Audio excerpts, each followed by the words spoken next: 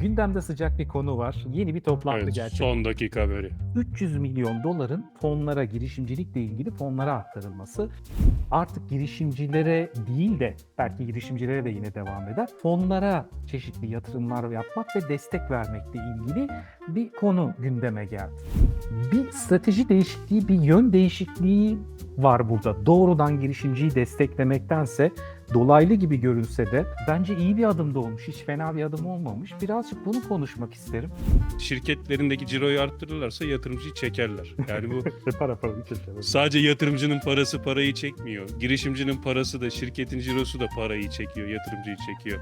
Yani kuralları değiştirmeye çalışmaktansa oyunun kurallarını anlayıp ona göre oynamakta fayda var. Yatırımcı sana söylüyorum. Girişimci Sen Anla'nın yeni bölümünde birlikteyiz. Kıvılcım hoş geldin. Nasılsın? Hoş bulduk Oğuz, çok iyiyim. Sen nasılsın? Ben de iyiyim. Teşekkür ederim. Gündemde sıcak bir konu var. Yeni bir toplantı Evet, gerçek. son dakika haberi. Son dakika haberi. Bu bölümü de bu konsepte ilerletelim istedim özellikle. Biliyorsun ben seviyorum bu devlet destekleri konusunu konuşmayı. Bayılıyorsun, evet. Daha önceki bölümlerde de konuşmuştuk. Hatta devlet destekleri girişimciyi tembelleştirir mi diye de bir girizgahımız ve uzun uzun üzerine konuştuğumuz bir bölüm de olmuştu. Bununla ilgili yorumlarımızı zaten izleyenlerimiz, dinleyenlerimiz geçmiş bölümlerden izleyebilirler, dinleyebilirler. Orada güzel konuyu açmıştık. Olay biraz daha farklı bir noktaya geldi. Ben de o yüzden özellikle bu bölümde seninle bu konuyu konuşmak istedim. Geçtiğimiz günlerde bir toplantı gerçekleştirildi. Yanlış söylememek adına toplantının ismine şöyle notlarımdan bakacağım.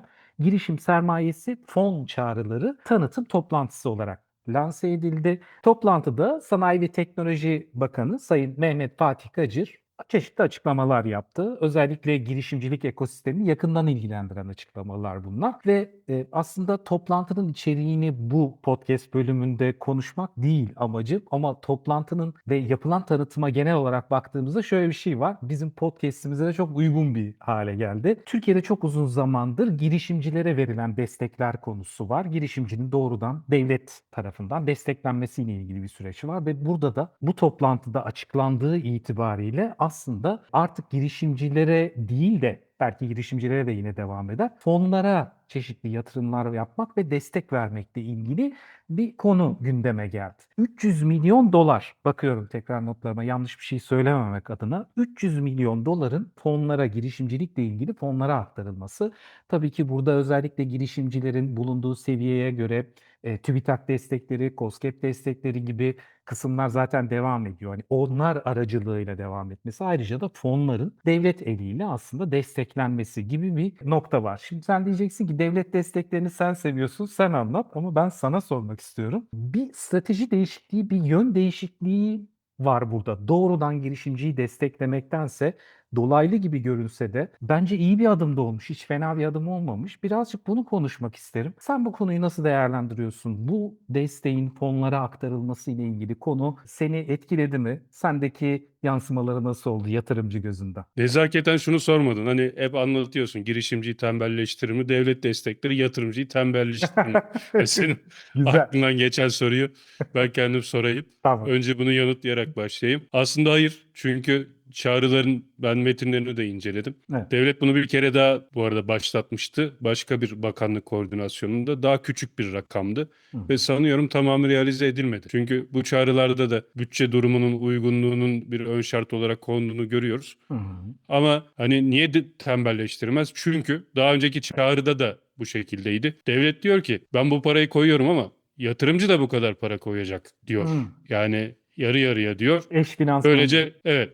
Böylece hani ya biz devletten teşvik alalım da bununla yatırım yapalım gibi bir imkan olmayacak. Hı. Zaten hani çok doğru da bir imkan olmazdı. Ama devlet önemli bir katkıda bulunuyor. Sayın Bakan zaten bu konulara bakan yardımcılığından beri çok sıcak ve pozitif bakardı. İşte tekrar belli bu programı başlatmış. Yani zaten teknoloji gelişim için startupların ve yatırımcıların önemi bariz. Ben çok olumlu bir adım olarak görüyorum. Hı hı. Şöyle de bir hani sorularında var mı olacak mı bilmiyorum ama doğaçlama yaptığımız için şöyle de bir ibare gördüm. Yani portföy yönetim şirketi olmak veya bunu kuracağını taahhüt etmek şeklinde de bir Hı. ibare var orada. Hani biz sermaye piyasalarıyla ilgili de bilgi vermeye gayret ediyoruz ya. Evet, evet. Bu şu anlama geliyor aslında. Bazı bizim VC, PE olarak bildiğimiz yapılar hani başka ülkelerde kurulu. Burada temsilcilik ofisi olarak Hı veya bir hı. anonim şirket olarak temsil edilen SPK mevzuatının dışında ona tabi olmadan faaliyet gösteren Hı yapılardı. Buna izin veriliyordu. Bunda bir sıkıntı yok. Yani bu kötü bir şey değil. hı. Ama bu çağrıyı almak için portföy yönetim şirketi olmak veya kuracağını taahhüt etmek gerekiyor. Yani mevcutta VC, PE olarak Türkiye'de faaliyet gösteren yapıların eğer bu destekten faydalanmak istiyorlarsa hani bir PYŞ kurmaları veya mevcut bir PYŞ ile hareket etmeleri gerekecek. Hı. Onu da bir not olarak hani sadece girişimciler değil bizi yatırımcılar da dinlediği için onu da bir not olarak aktarmak isterim ilk Evet. bakışta.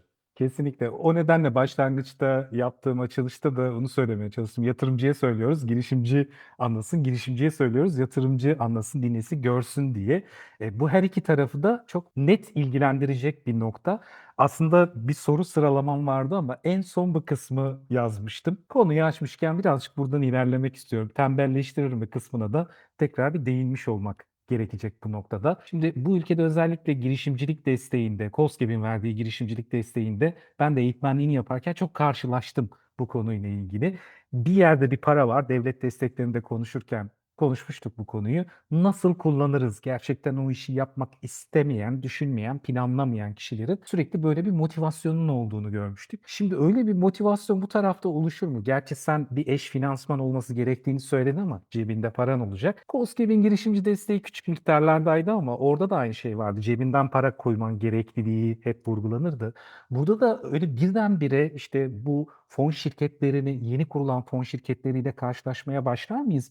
Nasıl olsa teşvik var, nasıl olsa bir fon aktarılacak. Hadi biz de bir tane kuralım gibi bir balona dönüşme riski görüyor musun burada? Pek görmüyorum. Birincisi zaten konuları çok net olarak ifade etmiş Hı hı. bu programın açıklamaları. Yani teknolojileri de söylemiş. Genel bir Evet, girişimcilik desteğinden bahsetmiyoruz. evet, Burada hani adlarını da söyleyelim okumamış, incelememiş olanlar vardır. Biz en son geçtiğimiz hafta biliyorsun bir biyoteknoloji bölümü evet, yapmıştık. evet. O notlarımı Doğrudan aldım. sanki hani onu izleyip yapmışlar gibi tabii ki öyle bir iddiam yok. Hani konuların bir tanesi biyoteknolojiye yönelik. Hayat bilimleriyle ilgili Evet, olacak. İki tanesi yapay zeka ile ilgili. evet. Yapay zekada AI native dediğimiz yani yapay zekayı bir metot işte bir lüks bir süs olarak değil de öyle doğmuş. Gerçekten onunla ilgili bir teknoloji geliştiren şirketlere tariflemiş. Bir de demiş ki seri A ve sonrası için veya öncesi için. Çünkü burada büyük boşluk vardı. Hani belli pre-seed'le, seed'le işte TÜBİTAK destekleriyle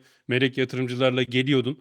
Belki seri A'yı da küçük yapıyordun ama ötesini ölçeklenemiyordun girişimci olarak. Belli ki hani sektördeki açıklar takip edilmiş. Nerelerde devletin katkısı olursa iyi olur. Genel olarak ekosistemi geliştirir diye oralara yönlendirilmiş. Bu anlamda zaten bu alanı bilen yatırımcıların veya bu alanda şirket seçebilecek yatırımcıların gelmesi lazım. Hı hı. Ayrıca şunları da tariflemiş. İşte daha önceki tecrübelerini, exit sayılarını, nerede çalışmış olacaklarını filan. Zaten sıradan birinin hani bu işlere yeni başlamış bir yatırımcının ve yatırımcı olmak isteyen birini karşılayabileceği kriterler değil. Zaten öbür yarısına koyması gerekiyor ya. Hı hı. Bu nedenle açıkçası o tip bir kötüye kullanım beklemem de Bekledim. zaten hani bizim yatırım camiamızda da olduğunu da gözlemlemedim. Hı hı. Yani bu rakamlar büyük. Yatırımcılık zaten zor bir iş. Fon yönetimi Evet. zor bir iş. Yani sırf diğer yarısını işte devlet karşılayacak diye gidip de fon kurmazsın. Çok büyük sorumluluk çünkü. Hı Hem hı. hukuki olarak hem Evet. ticari olarak. O nedenle yani o tip bir şey beklemiyorum. İyi olacağını düşünüyorum. Buradaki tehlike olsa olsa hani bu kriterleri biz sağlayamıyoruz veya hani bizim o kadar parayı yönlendirebileceğimiz bu sektörde bir deal akışımız yok olabilir. Hı hı. Hı hı. Çünkü hani konular da çok spesifik bu seri A Evet. yatırımı ihtiyacı olan aşamalar dışında. İşte bir A endüstrisinde bir B endüstrisinde Türkiye'de şu kadar paranın tamamını verebileceğin sayıda olgun startup bulmak hakikaten zor. Evet. Orada bir zorluk olabilir belki ama hani fonlar yıllara sari kurulduğu için Hı hı. bir Zaten şekilde bulunur diye düşünüyorum. belki de biraz daha o startuplara, o girişimlere ulaşmak zor demeyelim de yani bunu devlet eliyle yapmaktansa aslında çeşitli aracılarla yapmak. İşte TÜBİTAK Big programı da artık aracı kurumlarla yapılmaya başlandı. Uzun zaman Hı hı. önce bu devam etti. Hatta bunun bir yansımasını da işte daha önce yine konuştuğumuz çeşitli bölümlerde devletin TÜBİTAK aracılığıyla belli bir ortaklık yüzdesiyle aslında destek vermesi şeklinde görmeye başlamıştık. Oldukça güzel piyasadaki, pazardaki girişimcilik ekosistemindeki, yatırım ve girişim ekosistemindeki geliştirilmesi gereken yönler iyi okunmuş diye düşünüyorum. Sen de az önce böyle ifade ettin ve ihtiyaçları karşılayacak biçimde olmuş gibi görünüyor. Ama bir taraftan da şey diyeceğim. Şimdi para eskiden doğrudan girişimciye geliyordu. Şimdi yatırımcıya gidiyor. Ve şunu söylemeyi çok istiyorum. Ya Onların zaten parası var.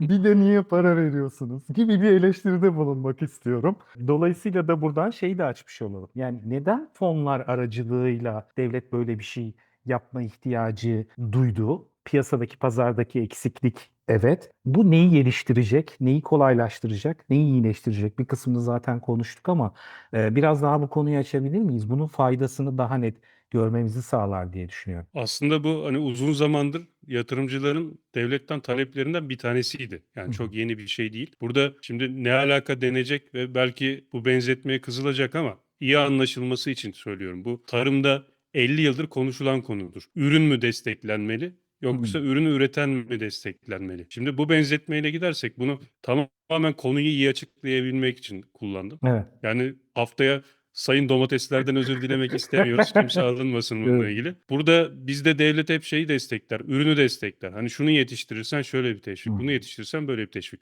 Uzmanlar da der ki ürünü yetiştireni desteklemek lazım. Hı. Bu biraz ona benziyor. Ürün kendini yetiştiremez. Hani burada biz 2 sezondur, neredeyse 3 senedir konuşuyoruz. Hani yatırımcının şöyle bir katkısı olur, girişimciden şunu bekler filan. Aslında bu tamamen o.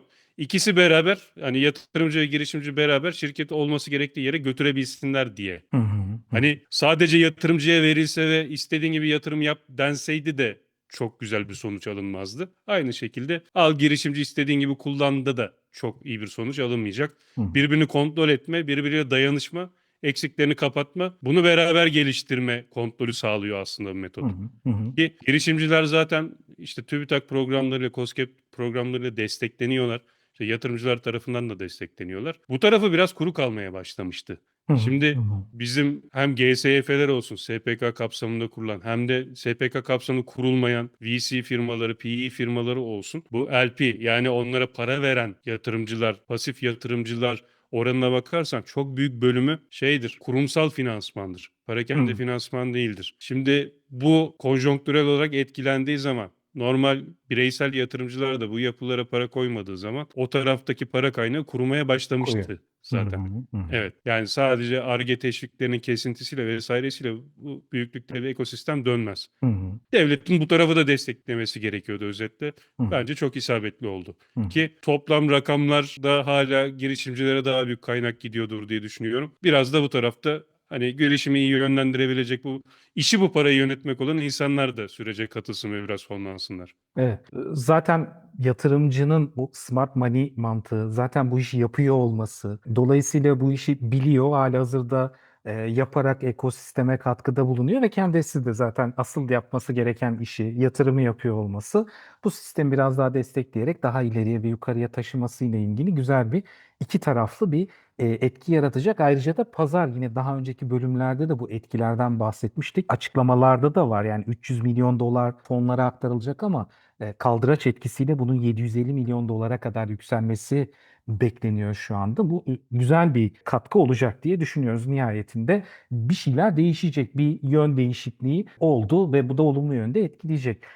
Genel anlamda dünyada veya senin gördüğün örnekler, şurada da uygulanmıştı ve iyi sonuçlar alındı dediğin şeyler var mı? Bu böyle Türkiye'ye özgü bir şey değildir diye tahmin ediyorum ama uluslararası bakış açısıyla nasıl değerlendiririz bu konuyu? Türkiye'ye özgü değil, Türkiye'nin çok hani her konuda olduğu gibi bu konuda da kendine has bir yaklaşımı var. Hı hı. Şimdi unutmadan bu sorunun cevabına geçmeden önce şunu da ben belirtmek isterim. Hani bir önceki denemede yani bir kere daha denenmişti demiştim Evet. ya. Onda mesela bu yapının içerisinde TTO'lar da konmuştu. Teknokentler de Hı konmuştu.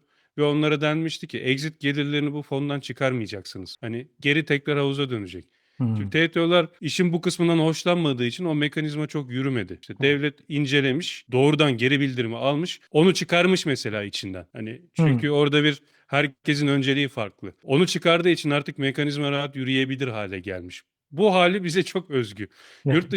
Yurt dışında benzer şeyler var. İşte teşvikler, özellikle temel bilimlerde, derin teknolojilerde, bu saydığımız alanlarda AI, biyoteknoloji falan gibi teşvikler var. Doğrudan hani devletin bir sen koyarsan bir de ben koyarım yatırım fonuna gibi bir uygulamasıyla karşılaşmadım. Hani belki önümüzdeki yıllarda olabilir. Ancak şunu biliyoruz. İşte yarı devlet veya tam devlet fonları var. İşte varlık fonları var, emeklilik fonları var. Buna benzer çeşitli meslek mensuplarının oluşturduğu büyük fonlar var. Örnek veriyorum. Ontario Teachers Fund var. Dünyanın en büyük fonudur işte. Ontario'daki öğretmenlerin emekli sandığı gibi bir şey diye düşünebiliriz. Hı hı. Bunların tamamı belli bir alokasyon sağlarlar VC ve PE işlerine. Hani en yakın örnek bu var. Orada da işte hedge fonlar var. Yine kamu kaynaklarını kullanan. Bu anlamda oralarda da örnekler var ve iyi çalışıyor bu örnekler. Hı hı. İşte Norveç'in varlık fonu mesela büyük ihtimalle dünyanın en zengin devlet varlık fonudur. Yani Norveçler 200 yıl şey yapmasa, çalışmasa aç kalmazlar.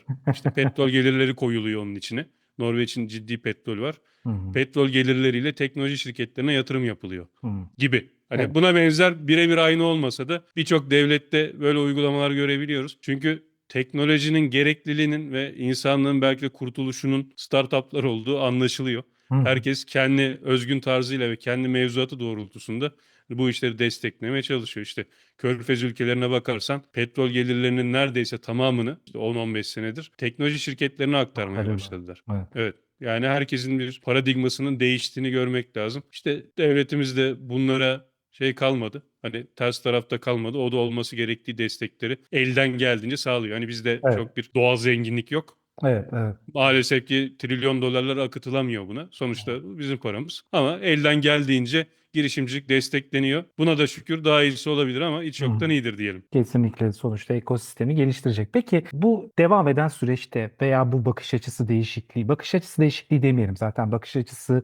belli bir noktaya gelmiş ki böyle bir destek mekanizması artık oluşturulmuş. Bununla birlikte bundan sonraki süreçte bu fonların artık verilmeye başlanmasıyla birlikte yatırımcı nasıl hareket etsin, girişimci nasıl hareket etsin? Bundan sonra böyle bir hareket tarzları ile ilgili önerilerin var mı? Yani şu alana girişimcilik alanları ile ilgili özellikle saydığın başlıklar girişimciyi biraz daha teşvik edecektir. Dolaylı yoldan buralar olursa daha iyi olur diye ki geçen hafta zaten biyoteknoloji alanındaki girişimlerin nerelere gidebileceği konusunu ayrıntılandırılmıştık. Onu da bölümlerden izleyebilir ve dinleyebilir izleyicilerimiz, dinleyicilerimiz. Girişimci tarafını da sormak isterim. Yatırımcı tarafında nasıl hareket etmeliyiz? Nasıl konumlanmalıyız? Hem yatırımcı hem girişimci tarafında ne dersin? Girişimci tarafında aslında ilk başta kulağa komik gelecek belki ama yani zaten bu çağrıları görene kadar işe başlamamış mıydınız da buna hazırlanıyorsunuz gibi. Ancak hakikaten hani mevcut fonların çoğunda alokasyon için çok fazla kuru para yok. Dry powder yok. Para neredeyse hani ve iş modeli fonlanmaya ihtiyaç duyacaksa ki muhtemelen duyacak. Oraya doğru yönlenmek mantıklı bence. Yani işte sen tamamen farklı bir işle uğraşırken ya bunu bırakalım, biyoteknolojiyle uğraşalım demezsin muhtemelen ama oraya doğru pivot edebileceksen veya yeni kuracaksan veya bununla ilgili bir teknolojiyle iştigal etmekteysen bak orada para var ve neyin destekleneceği belli. Diğer alanlar için de genel konuşuyorum. Şimdi girişimcinin buraya doğru yönlenmesi bence doğru. Çünkü içinde para olmayan hani şunlara biz yatırım yapacağız dediği halde içinde para olmayan fonların peşinde koşmanın da çok anlamı yok. Para Evet, ihtiyacı varsa. evet, Buna ne kadar uyarlanabilirse o kadar iyi. Bu sadece Türkiye için de geçerli değil. İşte biz başka bazı programlara da katılıyoruz. Bir tarafta TÜBİTAK'ın yürüttüğü işte sürdürülebilirlik teknolojileriyle ilgili bir başka program var mesela. evet. Orada fonlar var. Veya işte bunu belki ayrı bir bölümde konuşuruz. Y Combinator 6 ayda bir sipariş listesi yayınlıyor. Biz şu alanlarda yatırım yapacağız diye. Hı, Yatırımcının ilgisi orada. Yani yatırımcı yatırım konusunda bir müşteri olarak değerlendirirsek ilgisini yazmış, parayı söylemiş. Yani bunu almaya çalışmakta bir sıkıntı yok. Bence eğer pivot zamanı veya yeni geliştirme zamanlarıysa veya hani karar veremedik biz bunlarla uğraşıyorduk ama kurmadık. Bunlar güzel zamanlar. hı, hı, Yani neyin fonlanacağını insanlar ilan ediyor. hı, hı. Bunun negatifini de düşünmek lazım çünkü tamamen alakasız bir şeyle uğraşıyorsun. Paranın zaten %80'i gidiyor. Kalan %15-16'sı da bu adresli sipariş listesine gidiyor. Hani biz şu teknolojiye yatırım yapacağız diye. Evet, Yani kalan %2'yi 50 bin şirketle beraber kovalamak ne kadar anlamlı. evet. Terste Girişimci kalmak. tarafında evet girişimci tarafında illa ben fonlanacağım, yatırım alacağım diyorsanız ki bununla ilgili de bölümümüz var. Belki herkes için uygun olmayabilir. Evet. Diyorsanız bunlara bakmak mantıklı. Hı hı. Yatırımcı tarafında da bu böyle. Şimdi işte ikimizde de çok yüksek miktarda para olduğunu varsayalım. Hı hı. Ayrı ayrı yatırım yaptığımızda mı ikimizin bir kaldıracı oluyor, daha kuvvetli oluyor? Beraber aynı şeye yatırım yaptığımızda mı? Hı. Örneğin ben biyoteknoloji yatırımı yapmak istiyorum. Yanımda kimse yok. Sadece kendi paramla mı yapsam daha yüksek bir kaldıracım olur? Yoksa bir kısmını devletin koyduğu, bir kısmını yatırım fonunun koyduğu, bir kısmını başka yatırımcıların koyduğu bir bütçeyi mi girişimcinin hizmetine, kullanımına sürsek daha kaldıracımız yüksek olur? Yatırımcı açısından da böyle. Evet. Evet. Yani birine işte 50 bin dolar vermekle bir şirkete 5 milyon dolar vermek arasında fark var alan şirket açısından. Veren açısından da yani 5-10 bin doların muhtemelen yanında başka kimse yoksa çöp olup gidiyor melek yatırımda. Evet. Evet. Ama böyle bir rakam verdiyse büyük ihtimalle daha başarılı olacak Hı hı. kullandığı finansal kaldıraç yüzünden. Hı hı. Yatırımcı tarafında da özetle böyle bir avantajı var. Hı hı. Herkesin yatırım yaptığı yerlere gitmek. Ha, sen çok böyle enteresan bir yatırımcısındır. Kimsenin bilmediği bilgilere sahipsindir. Zibil gibi de paran vardır. Başka birine ihtiyacın yoktur. O zaman yap paşa gönlüne göre yatırım. Kimse Ama yapmıyor. yani genel olarak bu kaldıraçları kullanmak kullanan tarafında da işte kullandıran tarafında da iyi sonuç verir. Hı hı, hı hı. Aslında bölümün içerisinde söylediğim konuyu bir tekrar sona doğru yaklaşırken bir tekrar etmek istiyorum. Yani böyle girişimci tarafından ben şeyi duyacağımızı yine de bu bölüm o yüzden önemli mesajlar içeriyordu. Ya işte para zaten parası olan fonlara gidiyor. Onların zaten ihtiyacı yoktu gibi Para parayı düşünceleri. çeker diyelim. Evet, para parayı çeker kısmında sanki böyle bir şeyle karşılaşabiliriz gibi geliyor ama bu motivasyonu ve morali bozmamalı çünkü iyi bir ekosistem kaldırıcı diyebileceğimiz bir hale gelmiş. Güzel bir ihtiyacı karşılıyor ve doğru ilerletildiği zaman çok güzel etkilerini göreceğiz diye düşünüyorum. Ama bunun da ayrıntılarını öğrenebilmek ki sen zaten toplantı birkaç gün oldu daha yapılalı. Çağrının ayrıntılarıyla ilgili de bilgi sahibisin. Her zaman olduğu gibi ben girişimcilere çok tavsiye ettim. Sen de yatırımcılara bunu her seferinde söylüyorsun. İşte mevzuat, konuyla ilgili net açıklamalar, ne olursa nasıl olur, hangi şartlarla verilir gibi konuların ayrıntılarını öğrenmek. Tabii ki yatırımcı tarafında bu çok daha prosedürel, bürokratik işlemlerin çok daha uzun olduğu süreç. Zaten öyle bugünden yarına yapacağı bir şey değil. Stratejik kararlar bunlar. Girişimci tarafında da ne olduğunu çok iyi anlamayı bölüm sonunda kamu spotlarını sana bırakıyorum ama ben buradan bir tekrar girişimci tarafına göndermiş olayım. Lütfen bunun böyle ne olduğunu iyi anlayın, iyi gözlemleyin ve ona göre hareket edin ki biz de zaten podcast'te bu bölümle aslında onu yapmaya çalıştık. Doğru bir şekilde görmek, iyi bir şekilde görmenin büyük avantajlar sağlayacağını ve stratejik olarak yönümüzü seçebileceğimizi görebiliriz ve buna dair bir karar verebiliriz diyerek böyle eklemek istediğin bir şey varsa onu alacağım. Yoksa senin kamu spotun varsa onu duyarak bölümü yavaş yavaş kapatmayı istiyorum. Evet, tam kamuyla ilgili program, kamu spotum var.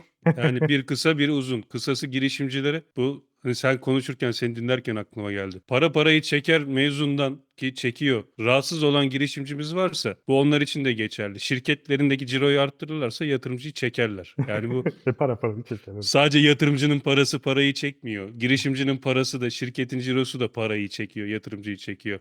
Yani kuralları değiştirmeye çalışmaktansa oyunun kurallarını anlayıp ona göre oynamakta fayda var. Yatırımcı için mesajım da şu olur Oğuz. Evet. Bu bölüm içerisinde yine söyledik ama tekrar hatırlatayım. Şimdi bizim çok yatırım yapan, yüksek rakamlarla yatırım yapan, onların içerisinde dahi çok ciddi miktarda kurumsal veya kamusal finansman var. Hı hı. Hani bunu herkes kendi yatırımcısıyla, fonuyla konuşarak teyit edebilir. Hı hı. Neredeyse %80'i 90'ı kurumsal finansmandır ama Avrupa kaynaklı ama başka ülke kaynaklı veya Türkiye kaynaklı. Bireysel yatırımcı oranı çok çok az Hı bu hı. fonların içerisinde. Bu toplam yatırımı da etkiliyor. Hani fonların yönetim stratejisini de etkiliyor. Bütün ekosistemi etkiliyor. Mesela yine bu yayından önce Avrupa Startup fonlaması Nisan ayı için onunla ilgili bir raporu inceledim. Türkiye sondan 3. veya 4.'üydü Nisan ayı için. Hı hı. Altı üstü 5 milyon euroluk toplam bir yatırım vardı. Birinci Almanya'ydı. Yani 4,5 milyar euro falan gibi bir rakamdı.